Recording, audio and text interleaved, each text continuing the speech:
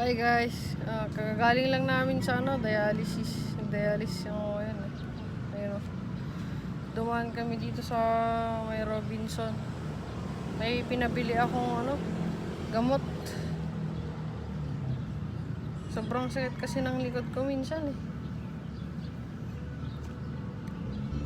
Tapos nagpa-ECG din ako. Sobrang init dito sa Tugigaraw ngayon. Grabe.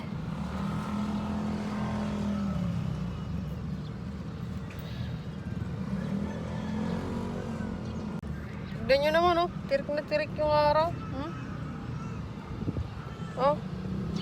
Grabe Dito ako sa parkingan Guys, paki-subscribe naman sa YouTube channel ko.